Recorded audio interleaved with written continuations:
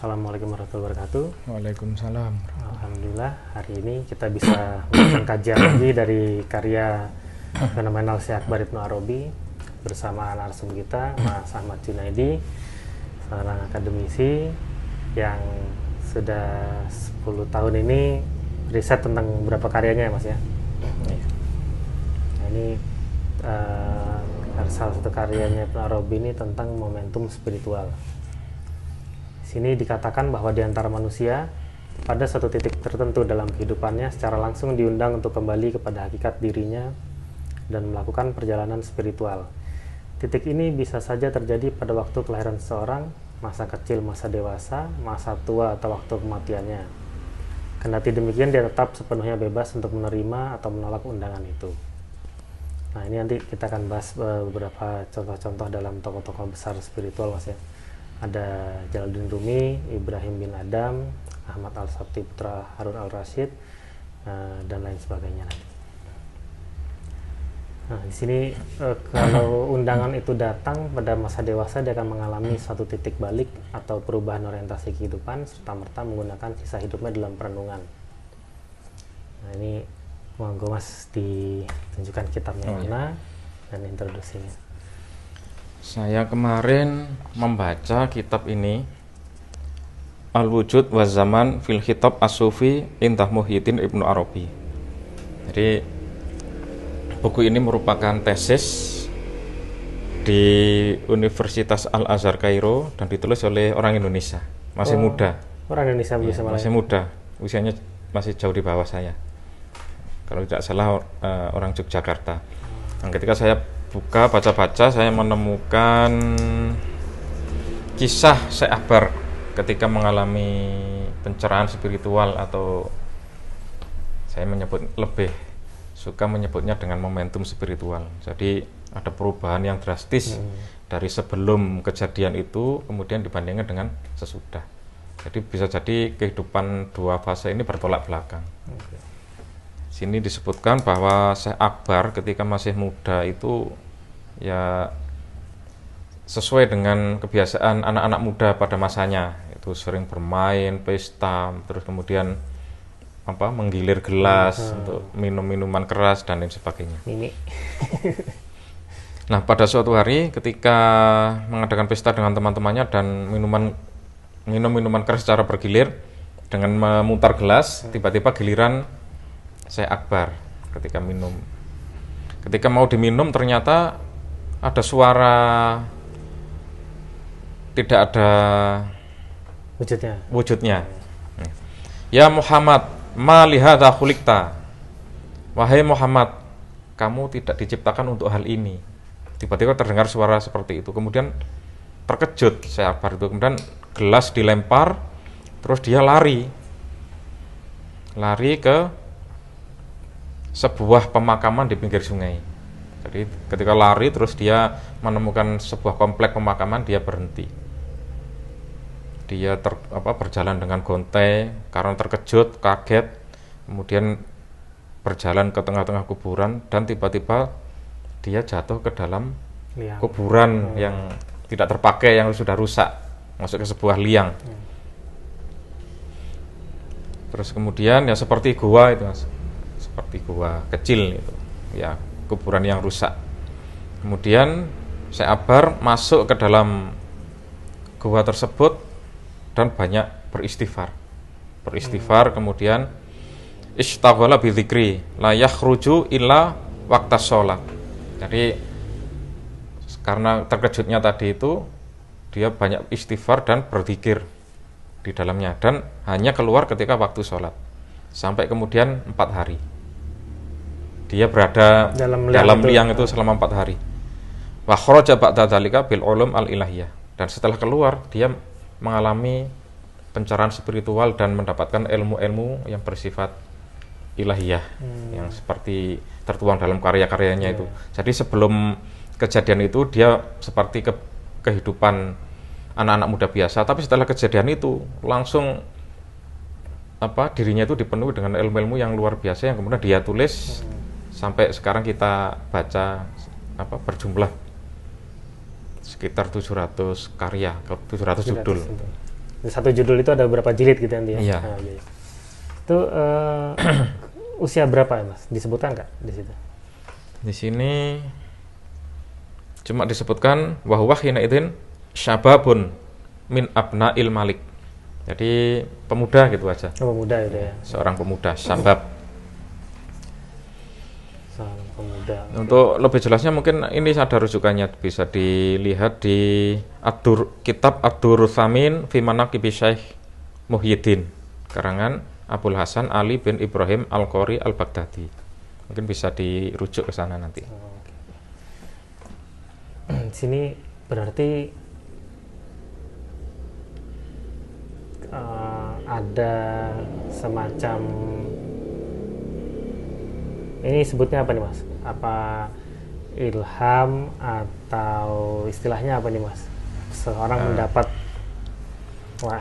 kalau kita kaitkan dengan pembahasan kita kemarin yang biasanya disebut dengan jazab itu ya ini ya. Oh, ini jazab. Jadi orang jazab itu yang sebelum melakukan perbuatan yang dilarang agama mungkin, tapi setelah mengalami pengalaman spiritual itu dia bisa berubah drastis.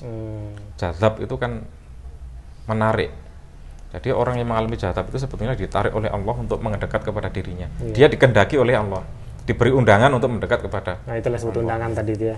Dan itu orang-orang yang memang dikehendaki, orang-orang khusus, bukan karena bisa jadi orang beragama pun seumur hidupnya tidak pernah mengalami momentum spiritual itu, meskipun beribadah, terus berpakaian religius. Sekarang kan yang lagi tren itu Mas, mendadak hijrah. Lagi tren mendadak hijrah. Itu kemarin ada berapa dibahas di YouTube-nya seorang Habib juga. Jadi yang dimaksud undangan spiritual atau hijrah itu tidak seperti itu gitu kan. Jadi misalnya dia terlilit hutang, terus tahu-tahu wah ini riba, mendadak hijrah gitu. Terus tampilan berubah gitu kan. Langsung yang berjenggot dan celana singlet dan sebagainya itulah. Kalau ini kan memang spiritual ya. Di sini juga disebutkan konteksnya spiritual. Di sini disebutkan ketika undangan itu datang, dia akan mengalami satu titik balik perubahan orientasi kehidupan, menggunakan sisa hidupnya dalam perenungan. Totalitas itu berarti Mas ya? Iya, totalitas. Secara tiba-tiba meninggalkan segalanya demi kehidupan spiritual, mengalami sebuah momentum. Segala sesuatu yang semula tidak dipahami tiba-tiba jadi jelas, jadi terbaca gitu. Nah, ini saya ada mau tanya juga. Ada satu kasus ini, teman saya dia Nasrani, dia ya semacam tadi kejadiannya Syekh Arabi ya, mutar gelas iya gitu kan, ya zina iya dan sebagainya, ya semua dijalani sama dia. Suatu saat itu setelah dia selesai melakukan, setelah dia kondisi dia mabuk terus dia zina dan dia selesai itu, begitu bangun dia merasa berdosa Mas. Waduh, kok kenapa ya? Dia tuh bingung karena selama ini nggak pernah merasa berdosa gitu. Dia merasa berdosa loh. Kenapa ya? Kok kayak nggak enak gitu loh perasaannya dia. Semenjak itu dia berhenti total. Sudah nikah, sudah punya anak, dia berhenti. Dia cerita sama saya gitu kan. Saya tuh tahu-tahu saya merasa berdosa kata dia. Terus saya nggak mau lagi, dia bilang gitu. Itu satu. Terus kedua, salah satu direksi di perusahaan saya kerja dulu, dia Hindu. Dia cerita satu saat itu dia sering mabuk juga. Dan waktu satu dia mabuk ketiduran di tengah jalan, di pinggir jalan. Ya nggak tahu gimana lah, pokoknya dia udah nggak kuat, dia ketiduran di pinggir jalan. Dan setelah momen itu besoknya dia nggak minum lagi, dia langsung jadi vegetarian. Dia vegetarian itu vegetarian dalam artian yang benar-benar sampai olahan telur aja nggak boleh Mas. Jadi benar vegetarian total gitu loh. Ini termasuk orang-orang yang dipilih atau dia sudah karena merasa jenuh aja gitu. Kan ini macam-macam ya, walaupun tingkatannya beda gitu ya. Ya harus diwawancari dulu Mas. Mungkin kan dia tidak menceritakan apa yang dia alami, dia lihat waktu gitu kejadian ya. Itu. Jadi kita harus seperti Buddha itu kan, meskipun bukan seorang muslim tapi kan nah ini juga masih perdebatan juga, apakah Buddha itu seorang nabi, Nabi atau bukan, ya. Ada juga yang punya wacana seperti itu. Ya itu benar, memang ada beberapa ulama juga yang menganggap Buddha itu nabi. Nah, dia mengalami pencerahan ya. Tapi ada juga yang menganggap karena dia di luar tradisi Islam bukan. Kalau kita melihat dari Allah ini kan tidak pilih-pilih gitu ya, dia memberikan cahayanya kepada siapa yang dia mau gitu. Itu udah semacam hak prerogatifnya lah gitu kan. Itu ya bisa jadi juga ya, karena setelah mengalami kejadian total seperti itu terus langsung berubah drastis kan. Iya. Nah, ini jika undangan itu datang pada masa kecil seseorang dalam kondisi orang tua tidak paham, akan datang seorang memberitahu, mengingatkan, meminta orang tua tersebut membesarkan anaknya dengan perhatian dan penghormatan khusus. Nah, ini Syekh Akbar juga ngalami hal ini Mas ya, masa kecilnya. Masa kecilnya ya. Polanya sama, Mas. Orang-orang seperti itu polanya sama. Masa kecil ada yang memprediksi, terus ternyata setelah prediksi itu perilakunya bertentangan dengan apa yang diprediksikan, tapi pada suatu saat mengalami sebuah momentum spiritual yang akhirnya sesuai dengan apa yang diprediksikan orang sebelumnya. Jadi polanya kalau saya lihat dari tokoh-tokoh itu juga sama. Seperti Jalaluddin Rumi itu kan seorang rektor, seorang dosen di perguruan tinggi yang mengajarkan ilmu-ilmu teoritis, tapi bertemu dengan seorang sufi pengelana, pengembara, terus terjadi perbincangan. Nah, perbincangan itu yang kemudian menyadarkan, sehingga jabatannya, ilmu pengetahuannya itu ditinggalkan semua dan beralih kepada ilmu-ilmu spiritual. Jadi meninggalkan duniawi gitulah ya. Iya. Meninggalkan duniawi. Bukan terpaksa atau bukan diajak, tapi memang seperti tersingkap bahwa selama ini yang dia lakukan itu sepertinya sia-sia. Dan dia menemukan kehidupan baru yang sebelumnya tidak terpikirkan, sebelumnya tidak disadari, pada waktu itu langsung kelihatan semua. Ke flashback gitu yang dibaca. Tapi emang banyak kejadian seperti itu Mas. Saya dari kecil tuh dilihat, oh ini anak ini beda gitu kan. Memang kalau orang-orang zaman dulu itu kan, mungkin sekarang yang disebut dengan dunia barat aura gitu ya, orang-orang zaman dulu itu kan bisa menilai oh cahayanya anak ini beda, ini akan jadi seperti ini, seperti itu perilakunya gitu kan. Mungkin ada yang bilang, oh ini kayak baik ya gitu, padahal itu kan kalau istilah Jawanya itu ules. Ya ules ya. Ulesnya nggak sama dengan yang lain. Itu kalau kita googling juga ada sih kisah jenderal yang waktu masih kecil itu sudah diramal, kamu nanti akan jadi pemimpin, kamu akan jadi seperti ini, itu sudah diramal seperti itu. Nah, ini sebutkan nih, suatu hari ini Syekh Akbar diajak oleh ibunya berkunjung ke rumah guru wanita, Fatimah binti Ibnu Al-Mutsana. Guru tersebut berkata kepada ibunya, wahai Cahaya, ini adalah putraku dan dia adalah ayahmu. Jadi rawatlah dia dengan kasih sayang dan jangan membatnahnya. Oh, ini dalam ini kata-kata ini maksudnya. Iya. Apa? Simbol ya. Simbolik. Di sini yang disebutkan wahai Cahaya ini kan apakah ibunya atau Syekh Akbarnya saat itu ya. Terus kedua, ini adalah putraku gitu. Dan dia adalah ayahmu. Ini kan simbolis banget bahasanya ya, Mas. Di zaman itu ini sih paling ibunya juga nggak paham ini yang disampaikan ini gitu. Setelah besar baru, oh iya, kamu dulu pernah seperti ini nih gitu ya. Nah, dipahami begini juga gitu. Ini kejadian detailnya ini bagaimana ini Mas? Waktu ibunya ini berkunjung ke Fatimah binti Ibnu Al-Mutsana ini. Pada waktu itu di Spanyol, di Murcia itu memang ada 2 orang tokoh sufi wanita. Ya, mungkin bisa disebut wali pada waktu itu, wali wanita. Dan Syekh Akbar ini kan bapaknya seorang pejabat, seorang qadhi di pejabat agama pada waktu itu, dan punya pergaulan khusus dengan para ulama, para sufi dan seterusnya. Dan pada suatu hari kadang-kadang ya sama bapaknya, tapi pas waktu ini sama ibunya diajak sowan istilahnya kalau orang Jawa itu ke para sufi, para ulama. Nah, ketika diajak sowan ke seorang sufi wanita ini, tiba-tiba langsung kelihatan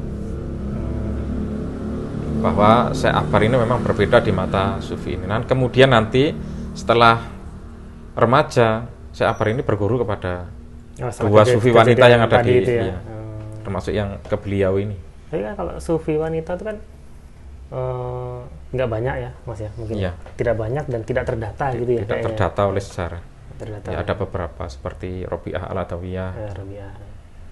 Dan itu mungkin budayanya di sana kan juga sepertinya wanita itu tetap apa gimana ya,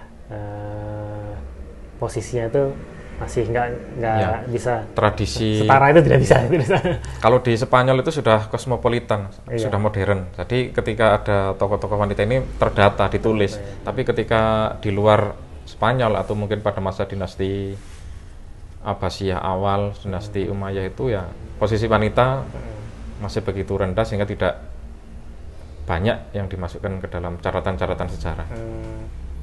Ini malah kalau kita bicara soal apa spiritual kejawen itu Mas ya, itu kalau misalnya ada, kan sering ya ceritanya dikasih pusaka atau apa gitu ya, kalau yang ngasih itu perempuan itu pasti tuahnya lebih tinggi gitu Mas. Itu kalau di ini ya apa spiritual kejawen itu seperti itu. Ini juga saya sampai sekarang masih riset kenapa kok seperti itu gitu. Cuma rata-rata saya tanya emang benar seperti itu gitu. Tapi kenapanya itu nggak ada yang tahu gitu. Kenapa seperti itu nggak ada yang tahu. Nah, ini kalau kita kaji kata-katanya ini kan sebutkan wahai cahaya, ini adalah putraku dan dia adalah ayahmu, dalam artian Dia nanti berguru kepada kepada ini kan, kepada beliau dan itu, makomnya lebih tinggi dari daripada ibunya gitu. Nah, ini kan hal yang belum terbaca, maksudnya ya seperti kejadian Mas Jun itu, misalnya setelah 17 tahun kemudian baru ternyata maksudnya ini gitu. Kalau ini kan hal yang belum terbaca, berarti dia bisa mengakses yang masa depan tadi ya, bisa masa depan tadi. Rawatlah dia dengan kasih sayang dan jangan membantahnya. Wah, ini tapi rata-rata Mas, orang-orang yang dapat cahaya ilahi seperti itu keluarganya itu memang sudah keluarga agamis Mas. Terus ya mungkin masa mudanya ya itu ya sempat belok-belok, tapi kembali lagi seperti Ustaz Jeffrey kan juga seperti itu kan, sebenarnya dia dari keluarga yang agamis juga, terus akhirnya kembali lagi gitu. Sini kalau dari kelanjutannya tadi gimana kisahnya Ibnu Arabi tadi Mas, setelah masa itu? Ya kemudian setelah itu dia menuntut ilmu itu. Berarti perkembangan tuh drastis ya, cepat ya? Drastis. Dan ketika menuntut ilmu dia dimudahkan. Jadi ada intervensi dari alam gaib untuk membantu si Akbar untuk mempelajari ilmu-ilmu yang itu ya. Bahkan semasa itu kan beliau ketika masih anak-anak dikatakan masih belum tumbuh jenggot, itu kan masih kecil. Kalau orang Arab belum tumbuh jenggot itu kan berarti masih kecil. Itu bertemu dengan seorang filosof Ibnu Rus itu. Terjadi dialog. Ibnu Rus ini teman bapaknya, seorang filosof Spanyol. Terus kemudian terjadi dialognya itu perbincangannya itu tidak seperti bahasa umumnya orang berbicara. Cuma gimana? Tidak, ya, cuma gitu. Orang yang melihat tidak paham, tapi dua orang ini paham. Iya. Jadi Ibnu Rus langsung memeluk Syekh Akbar yang pada waktu itu masih anak-anak. Dia merasa beruntung selama hidupnya ditemukan dengan orang seperti ini. Masih. Itu saya pernah ngalamin sama teman saya.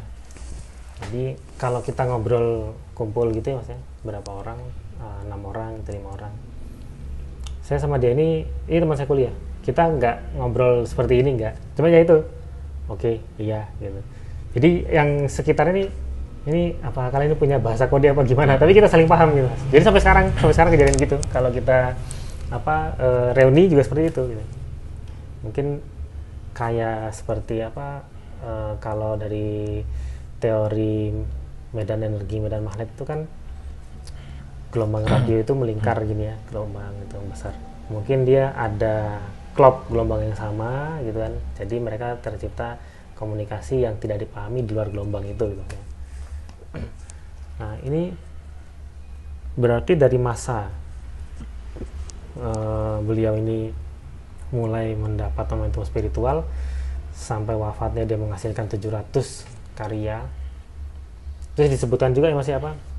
Bahkan dia dengan segala kerjaannya gitu ya, dia masih sempat bikin ya setiap hari itu 6 lembar. Setiap hari 6 lembar. Meskipun beliau tidak menulis, tapi beliau mendiktekan ke murid-muridnya. Untuk daftar kitabnya ini yang menyebutkan semua kitab-kitab Syekh Akbar itu.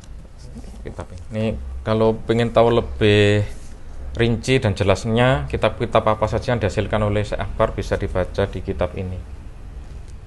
Mu'allafat Ibnu Arabi Tarikhuha wa Tasnifuha, ditulis oleh Dr. Osman Yahya, di peneliti karya-karya Ibnu Arabi. Jadi ini sinopsis karyanya gitu ya. Ya.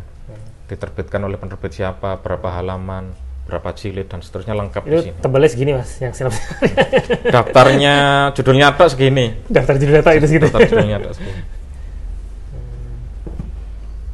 Memang kalau orang melihat dari produktivitas menulisnya itu ya tidak masuk akal.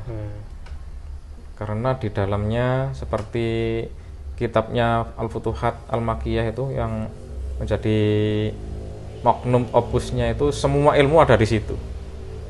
Mulai dari Al-Qur'an, hadis, fikih, tasawuf semuanya ada di ini kitab ini. Dan ini masih disarai, dikomentari dan seterusnya.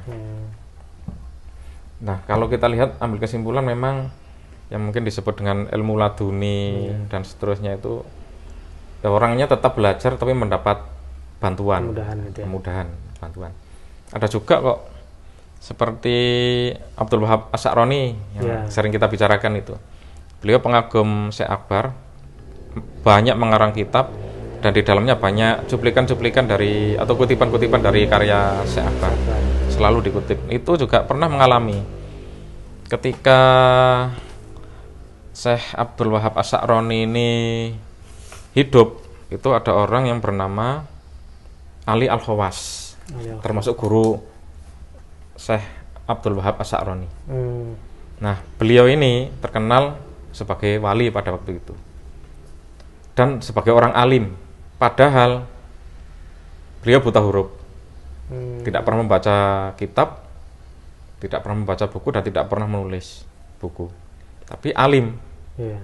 Ini termasuk Syekh Abdul Wahab As-Sa'roni berguru kepada beliau dan sering bertanya tentang hal-hal yang sangat sulit, rumit dan dijawab oleh beliau, padahal beliau tidak bisa baca tulis.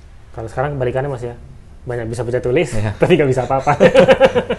Nah, justru ketika Syekh Abdul Wahab As-Sa'roni berguru kepada beliau, sudah alim, Syekh Abdul Wahab As-Sa'roni itu sudah alim, karyanya sudah banyak, kemudian berguru kepada beliau karena ingin ilmu seperti yang dikuasai oleh Syekh Ali Al-Khawas ini. Apa nasihat Syekh Ali Al-Khawas kepada Syekh Abdul Wahab As-Sa'roni? Karya-karyanya disuruh bakar. Kalau kamu pengen ilmu seperti ilmu saya, bakar semua kitab-kitabmu. Kaget kan? Tapi karena dia sudah Syekh Abdul Wahab As-Sa'roni ini sudah bertekad berguru, maka akhirnya dibakar. Ilmu-ilmu yang sebelumnya mengandalkan akal, teori dan seterusnya itu dibakar. Tapi setelah dibakar menulis lagi dan ilmunya berbeda dengan ilmu sebelumnya. Termasuk karya monumentalnya ini. Pemahamannya langsung berubah gitu ya. Pemahaman baru. Al-Mizan Al-Kubro ini banyak dipelajari di pesantren. Oh iya, Al-Mizan Al-Kubro. Al-Mizan Al-Kubro banyak dipelajari di pesantren. Ini kan kitab istri saya waktu ngaji di Lirboyo. Syekh Abdul Wahab As-Sa'roni ini bermadzhab Syafi'i. Dan kitab-kitabnya banyak dipelajari di pesantren-pesantren yang ada sekarang. Jadi begitu, ketika mengalami momentum spiritual, dia mendapatkan kemudahan atau mungkin dipercepat dalam menuntut ilmunya. Di Indonesia juga ada, di Kediri. Ya. Ini saya punya buku Syekh Ihsan Muhammad Dahlan, Zampes Kediri. Ini buku ini diterbitkan oleh pengurus pondoknya sendiri. Jadi bukan tulisan orang, tapi memang betul-betul berdasarkan kisah hidup yang otentik, yang diketahui oleh keluarga dan santri-santri. Ini sama ya, beliau ini nggak mondok juga, nggak pernah belajar juga gitu ya. Kalau dibaca di buku ini malah pergaulannya dengan para preman, para berandalan, dan hobinya berjudi. Wah, keren itu. Sampai kemudian nenek beliau, Yai Ihsan ini waktu itu bernama Bakri.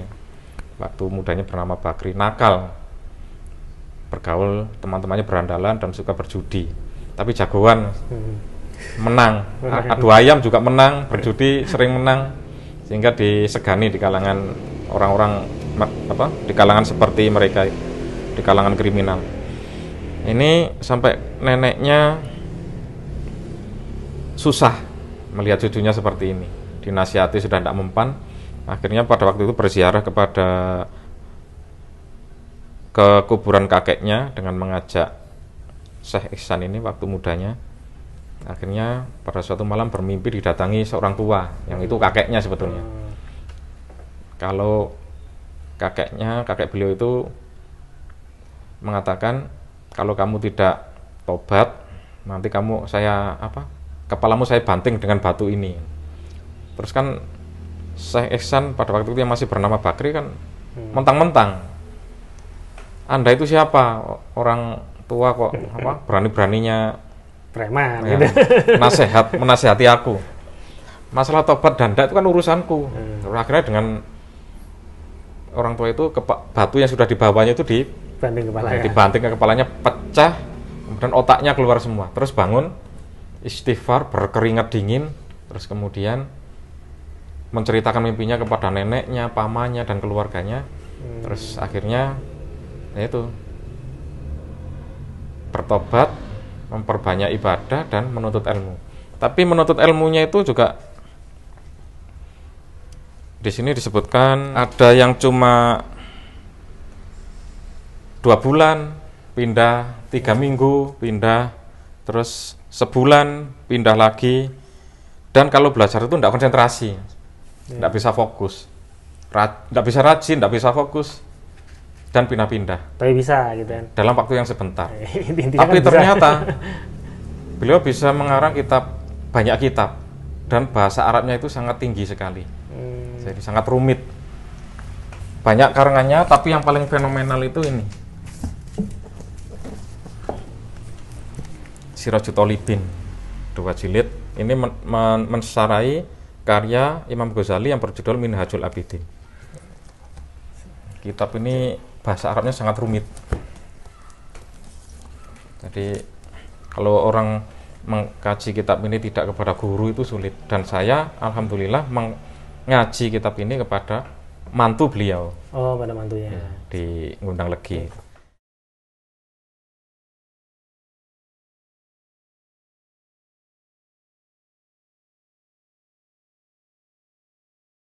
Ini karyanya, dan beliau nggak pernah kuliah sastra Arab. Nggak pernah mondok ke luar negeri, nggak pernah mondok ke Arab. Nggak pernah mondok ke Arab. Mondoknya lokal dan sebentar-sebentar. Dan ini kalau menurut buku di sini, ini justru dipakai di jurusan filsafat, teosofi, dan Islamologi.